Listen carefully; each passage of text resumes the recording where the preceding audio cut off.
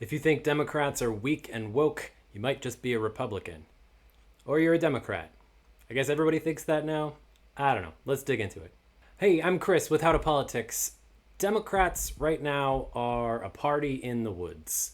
They have no official power at the federal level, and you have seen potential candidates for president in 2028 and some others in the party pushing publicly to come at Trump a little bit differently.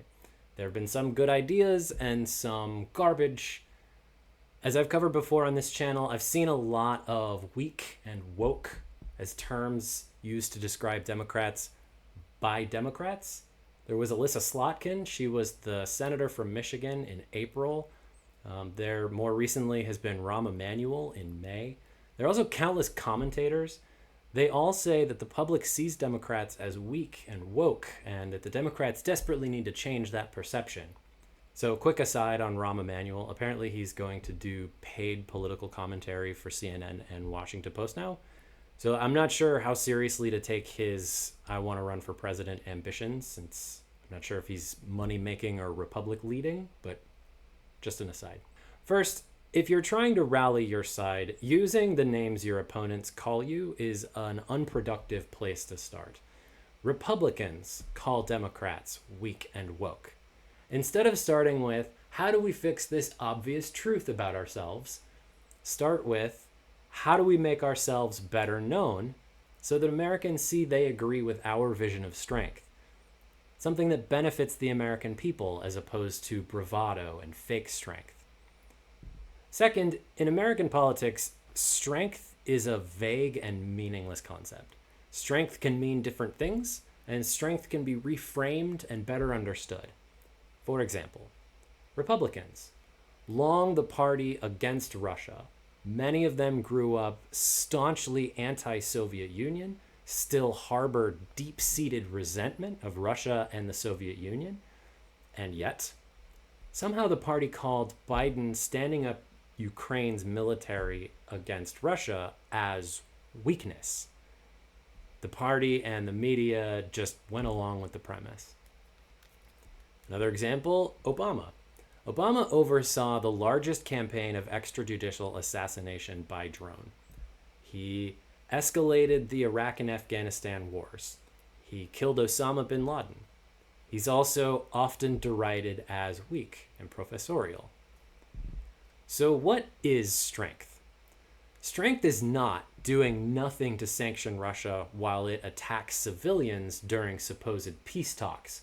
Remember that Trump shut off military support and intelligence sharing to Ukraine in order to pressure Zelensky to negotiate. They said they didn't think Zelensky was serious. They'd done nothing about Russia, of course. Strength is not doing nothing to stop the horrific suffering in Gaza or doing nothing to facilitate the return of any hostages. Strength is not running from the world to allow China to fill the gap left behind. Clearly, what Trump does is not exhibiting strength that benefits the American people. Strength is, for example, resisting temptation. The presidency is supremely powerful. As president, you oversee regulatory agencies, tax agencies, and law enforcement, just to name a few. It's really tempting to use that power to get rich. A lot of companies, a lot of wealthy people, a lot of interests would really like you as president to set a particular policy. It's very tempting to use that position to get rich or to help your friends, punish your enemies. For example, running on a campaign of being our retribution or accepting gifts of planes. Strength could be resisting temptation. Strength can also be defending Americans and their values, defending, for example, the rule of law, upholding that everyone gets their day in court instead of being plucked off the streets and sent to another country, upholding the freedom of speech, not deporting people just because they wrote an article that you dislike. Strength is doing the right thing, even if it's unpopular. So that means foreign aid, like USAID, which is not popular, provides food and medicine and assistance. We know that millions of people around the world can eat and survive deadly diseases because of USAID in exchange for a tiny fraction of our budget.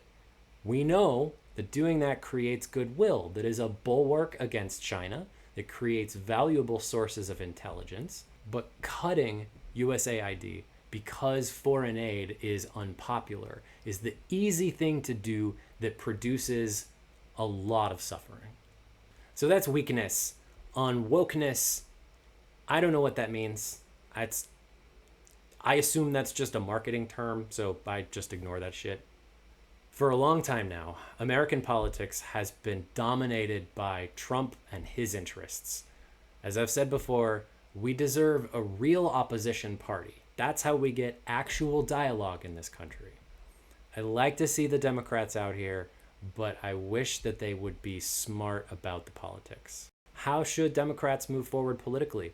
How can Republicans capitalize on criticism that the Democrats heap on themselves? I'd love to hear your thoughts in the comments. Thank you for watching. I'm Chris with How to Politics.